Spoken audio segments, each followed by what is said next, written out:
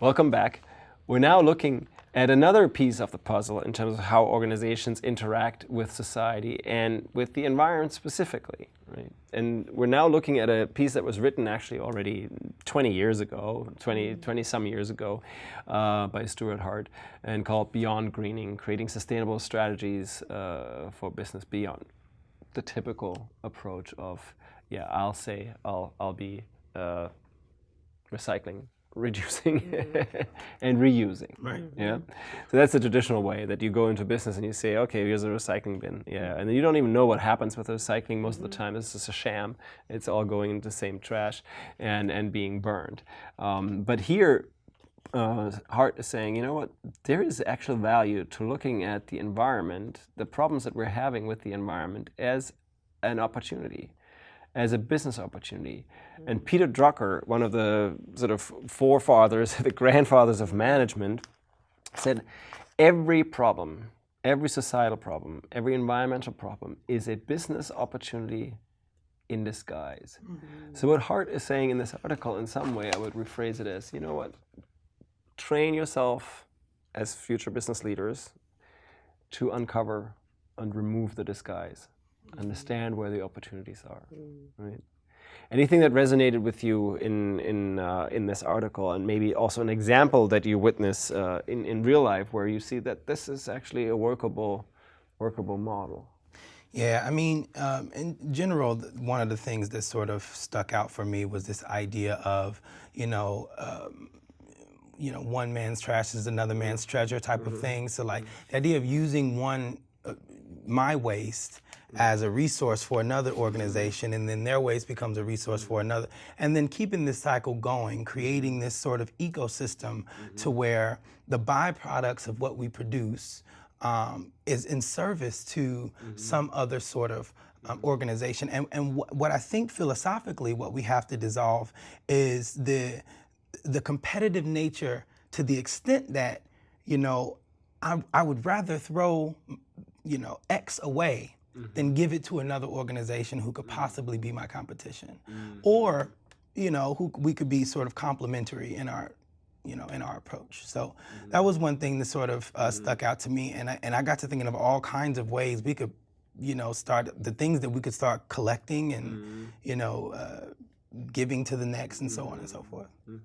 And the concept of circular economy, and students, maybe you've heard of the circular economy, but this is a concept that's been implemented now at policy levels in all kinds of ways, suggesting that, you know what, the trash of one is actually a resource for something else. That's how nature operates, right? And we're the only organism in nature that doesn't obey that law, and that's why we're creating a lot of problems in some way. And that's what Hart is sort of pointing to and saying, you know what, maybe if we're smarter, maybe if we shift our mindset that we're not just trashing a place or taking, making, and wasting, maybe we have better ways of dealing with these issues, the environmental issues, right? Any company that particularly resonates with that sort of comes up for you when you read this article? Any kind of strategies? I think at first glance, Tesla. I mean, I think they recognize how can we decrease our carbon footprint. We have a lot of people on the road. They're going to use cars to some extent, especially if you're in a rural area or major city. So what can we do that? And without, being in a car that's super small and doesn't look good. So how can we protect the environment, provide business, but also in a sleek design that makes sense. But it's ultimately contributing to not only the business good, but the society good of it. Right.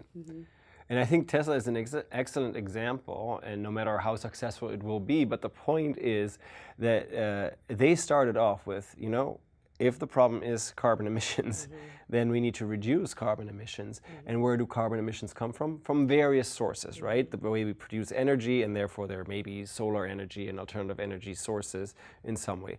Or the way we transport, the way we move, right? And cars were a critical piece, and are a critical piece in terms of the emissions. So reducing emissions, reducing the impact on the planet in some way is sort of the strategic impetus for them. It's what they wanted to innovate around and say, you know what, let's make a better car. Let's make an electric car. It could be a fuel cell based car or any kind of a technology, because many people will say all the technologies that we need to solve and address these problems exist already. It's much more a problem of diffusing them. And what Tesla is able to do is saying, you know what, the batteries we do have, they actually put just batteries from computers together to showcase that it's a workable product.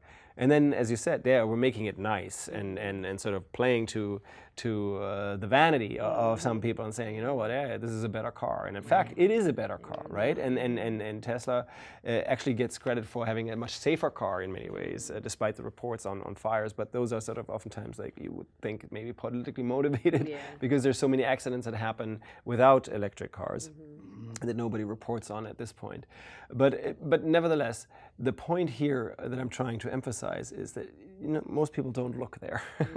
Most people don't look at these planetary impacts that business and humanity has and say, okay, well, let's use this and figure out a product or a service that can reduce the harm, okay, or maybe lead to a regenerative society and economy and planet.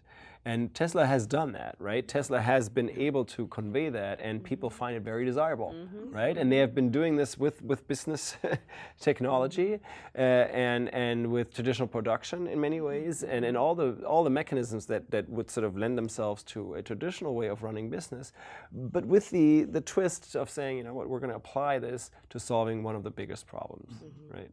And so it energizes many people. Have you?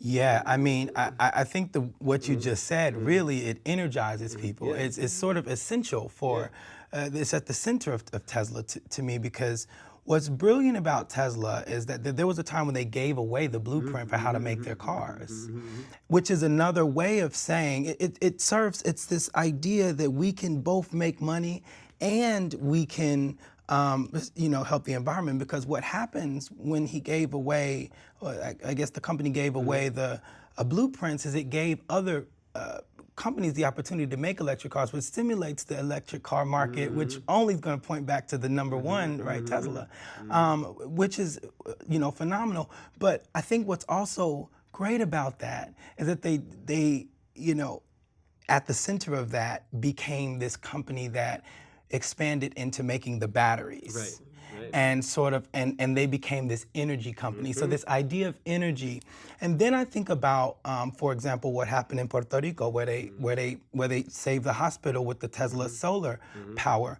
What's brilliant about that, in terms of the concept of the metaphor of energy, is the extent to which an energy plan, an energy grid, that is efficient and that it lowers the carbon footprint, can also energize a community. It can bring us together around, and then so that it sort of ties back into. That's what I think is so brilliant about Tesla, is that on all levels, it's sort of it's energetic. Right. That's fantastic. To the community. Yeah.